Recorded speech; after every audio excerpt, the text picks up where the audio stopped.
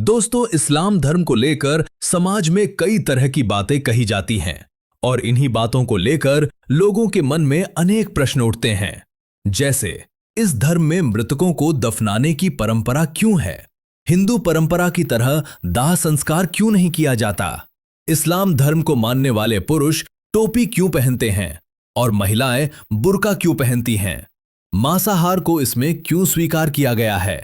इस्लाम धर्म में अपने ही बहन से निकाह क्यों की जाती हैं? या फिर रिश्तों में विवाह को लेकर इतनी गलतफहमियां क्यों फैली हुई हैं?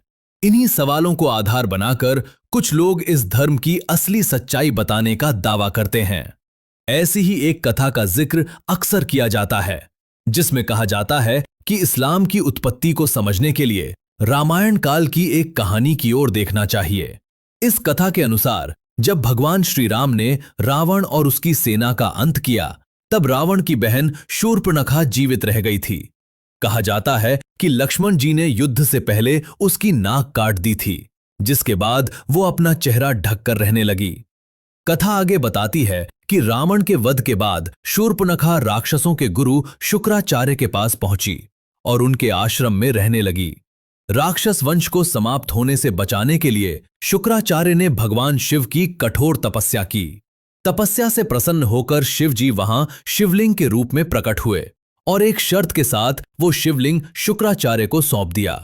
कहा जाता है कि भगवान शिव ने कहा, जिस दिन कोई हिंदू उस शिवलिंग पर गंगा जल अर्पित करेगा, उसी दिन राक्षसों का वंश समाप्त हो जाएगा। इस शर्त से भयभीत होकर शुक्राचार्य ने निर्णय लिया कि उस शिवलिंग को ऐसे स्थान पर स्थापित किया जाए जहां कोई हिंदू कभी न पहुंच सके।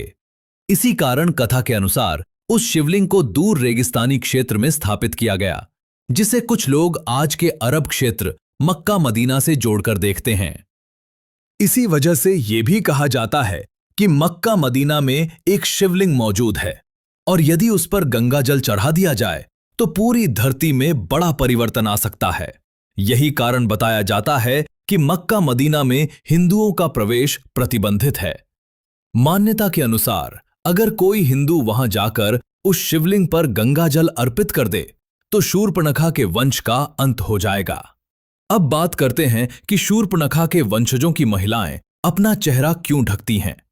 कहा जाता है कि उस समय शूर्पणखा स्वयं अपना चेहरा छिपाकर रखती थी और उसी परंपरा को उसके वंश ने आगे बढ़ाया। यही वजह बताई जाती है कि आज भी इस्लाम को मानने वाली महिलाएं अपना चेहरा ढकती हैं।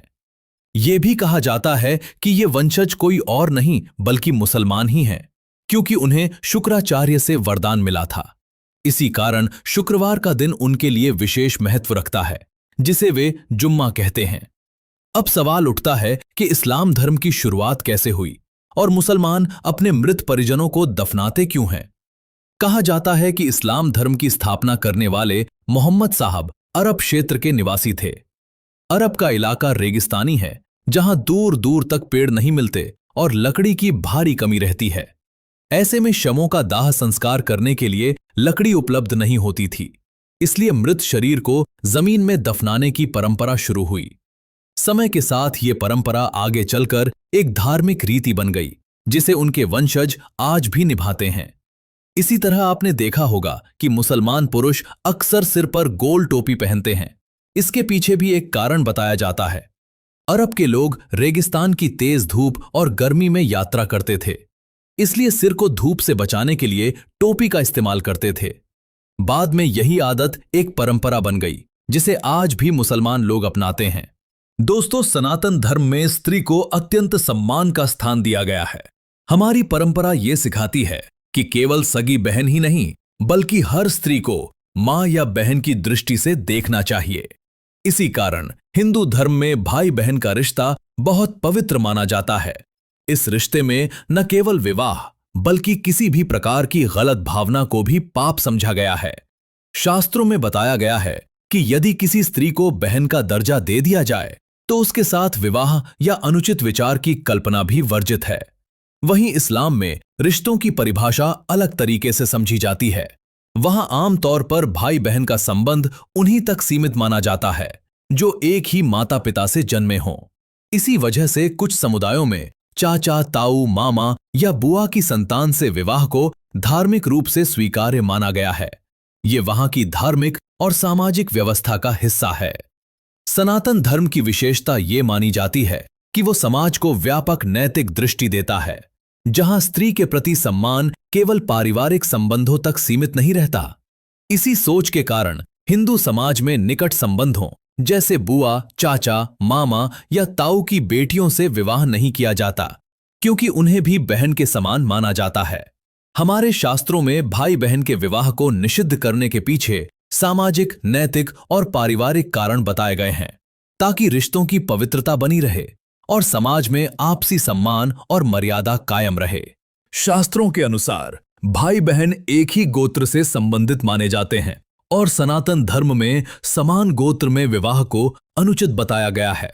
मान्यता है कि एक ही गोत्र में विवाह करने से संतान के स्वास्थ्य या विकास में किसी न किसी प्रकार की समस्या उत्पन्न हो सकती है। इसी कारण हमारे धर्म में ऐसे विवाह से बचने की परंपरा रही है। हिंदू विवाह परंपरा में केवल एक ही नहीं बल्कि 3 गोत्रों, माता का गोत्र, पिता का गोत्र और दादी का गोत्र को छोड़कर विवाह संबंध तय किया जाता है। इन तीनों गोत्रों से अलग किसी अन्य गोत्र में ही विवाह की बात आगे बढ़ाई जाती है।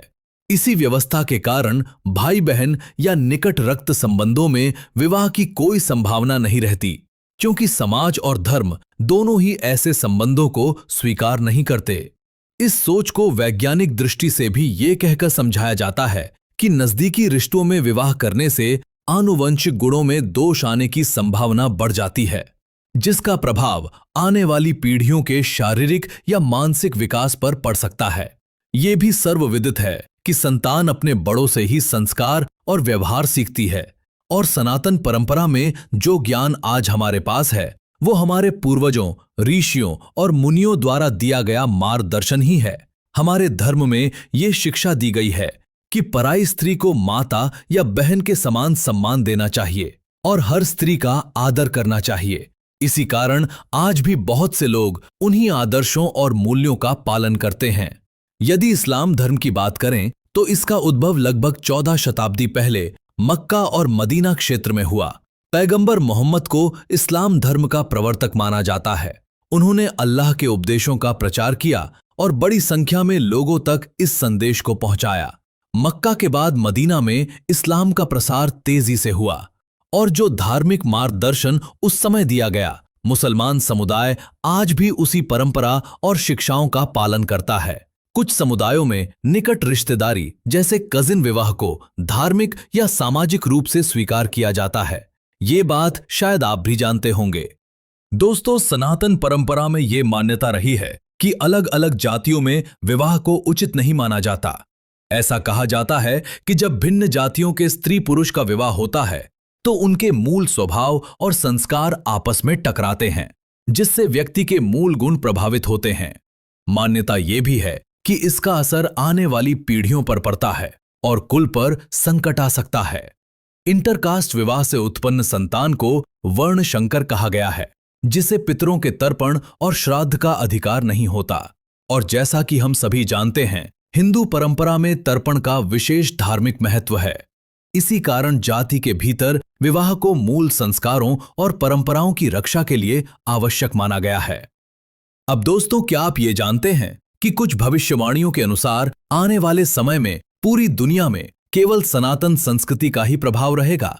कहा जाता है कि इस सदी के एक महान भविष्यवक्ता ने भविष्य में भारत से उठने वाली सनातन सभ्यता की आध्यात्मिक लहर की बात कही थी, जो पूरी दुनिया को अपने भीतर समाहित कर लेगी। उस आध्यात्मिक शक्ति के सामने विश्व को नतमस्तक होना पड़ेगा और हर ओर सनातन संस्कृति की गूंज सुनाई देगी। अगर आज के हालात देखें तो कुछ लोगों को ऐसा होता हुआ दिखाई भी देता है।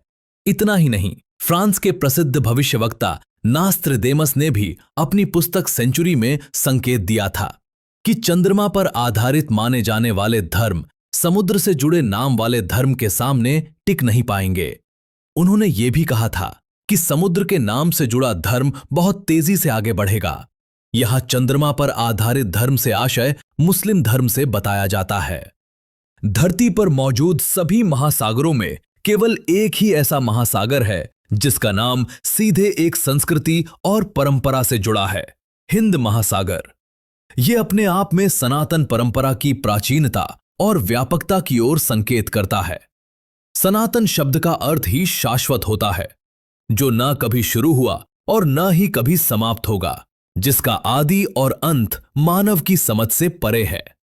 भारत की जनसंख्या पर नजर डालें तो यहां बहुसंख्यक लोग गैर इस्लामिक परंपराओं से जुड़े हैं, जबकि एक अल्पसंख्यक वर्ग इस्लाम को मानता है।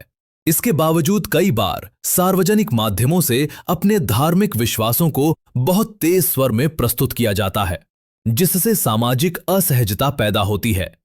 इसके विपरीत सनातन परंपरा की मूल शक्ति सह अस्तित्व और विविधता में एकता की भावना में निहित है। हिंदू दर्शन किसी पर अपने विश्वास थोपने की बात नहीं करता। यहां ईश्वर को मानने या न मानने दोनों पर विचार की स्वतंत्रता है। हमारे ग्रंथ प्रश्नों से आरंभ होते हैं और यही कारण है कि वे जीवन के गहरे उत्तर भी खोजने का मार्ग देते हैं। इस परंपरा में भक्ति के अनेक रूप हैं। कोई शिव का उपासक है, कोई कृष्ण का, तो कोई हनुमान का, और सभी मार्ग समान रूप से स्वीकार्य हैं। इतिहास में ऐसे प्रसंग भी मिलते हैं जहां लोगों ने दबाव में अपने विश्वास बदले, लेकिन यह भी सच है कि समय के साथ व्यक्ति अपनी सांस्कृतिक जड़ों की ओर लौटने की चाह महसूस करता है। आस्था को थोपा जा सकता है, पर वो स्थायी नहीं होती। सनातन परंपरा की विशेषता यही है कि वो प्रकृति और मानव दोनों में ईश्वर की उपस्थिति देखती है। यह कहा जाता है कि कण कण में दिव्यता है।